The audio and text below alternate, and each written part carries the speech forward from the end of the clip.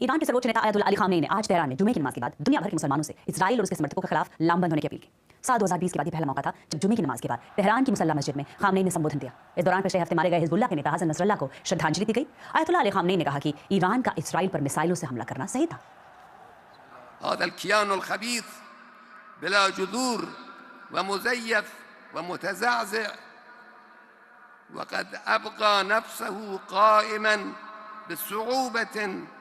عبر ضخ أمريكا الدعم له بل لن يكتب له البقاء بإذن الله تعالى।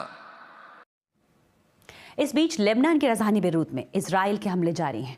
बीती रात यहां हुए हमले में हिजबुल्लाह के उन नेताओं को निशाना बनाया गया जो हसन नसरल्लाह की मौत के बाद अब इस संगठन के उत्तराधिकारी माने जा रहे हैं। बेरूत इंटरनेशनल एयरपोर्ट के पास भी एक बड़ा धमाका हुआ।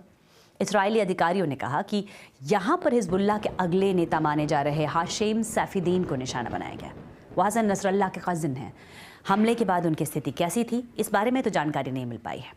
लेबनान के स्वास्थ्य मंत्रालय का कहना है कि बीते 24 घंटों में दक्षिणी लेबनान में हुए हवाई हमलों में 37 लोग मारे गए।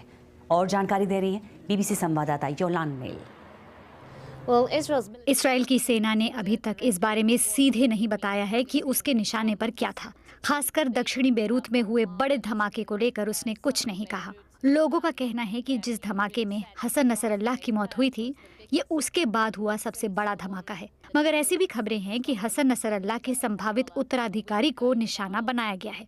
पिछले कुछ घंटों में ये भी सुनने को आया है कि लेबनान और सीरिया के बीच मसना क्रॉसिंग में भी हमला हुआ है। हाल के दिनों में इस जगह से हजारों लोग देश छोड़कर भाग रहे हैं, मगर अभी तक इस्राएली सेना ने इस पर सीधे कोई टिप्पणी नहीं की है। पिछले 1-2 दिनों से उसने जो अलग अलग बयान जारी किए हैं, उनमें इस्राएली सेना ने कहा था कि हिजबुल्लाह इस क्रॉसिंग को लेबनान में हथियार लाने के लिए इस्तेमाल कर रहा है। लेबनान की राजधानी बेरूत में मौजूद ईरानी संसद के पास एक इमारत को इस्राएल ने निशाना बनाया। वहां हुई तबाही का जायजा लेने पहुंचे BBC संवाददाता शुक्र बशीगा। बेरूत की एक और रात इस्राएली हवाई हमलों से दहल उठी। बेरूत पर फिर से हमले हो रहे हैं। यह हमला बिना किसी चेतावनी के हुआ। लेबनान की संसद के पास एक रिहायशी इमारत पर मिसाइल गिरी। हम यहाँ हुई तबाही का जायजा लेने पहुंचे। बेरूत पर अब खतरा बढ़ता जा रहा है। ये वो जगह थी जहाँ से हिजबुल्लाह से जुड़ा एक संगठन काम करता था। अब वो खत्म हो चुका है। क्षतिग्रस्त हुई इमारत के 10वें माले पर रहने वाले मुस्तफा ने हमसे कहा वो सिर्फ आपातकालीन सेवा कर्मचारी थे। यही सच था। हमने उन लोगों को लोगों की मदद करते हुए देखा था। इमारत को पहुंचे नुकसान से आप अंदाजा लगा सकते हैं कि हमला कितना जोरदार रहा होगा। यहाँ से मलबा हटाया जा रहा है। हम यहाँ अभी भी कुछ सर्जिकल मास्क और दस्ताने देख सकते हैं और आप आसमान में उड़ते ड्रोन्स की आवाज भी सुन सकते हैं। ये कुछ उन लोगों की तस्वीरें हैं जो हमले का शिकार हुए। इनमें एक रेस्क्यू ऑफिसर और 2 पैरामेडिक्स शामिल हैं। लेबनान के स्वास्थ्य मंत्री के मुताबिक लेबनान में हालिया इस्राएली हवाई हमलों में 97 स्वास्थ्य कर्मी मारे गए हैं। इस हमले पर इस्राएली सेना की ओर से कोई बयान नहीं आया है, पर हिजबुल्लाह के नेता बेखौफ नजर आते हैं। चीजें साफ हैं और हमारा रुख पहले जैसा ही है। हम उसे 1 इंच भी नहीं हिले हैं और हम उसी राह पर आगे चलते रहेंगे। सड़क के उस पार मौजूद कब्रिस्तान भी तबाही से नहीं बच सका। बेरूत में जिंदा लोग हों या फिर मरे हुए, दोनों को ही शांति नहीं मिल पा रही है।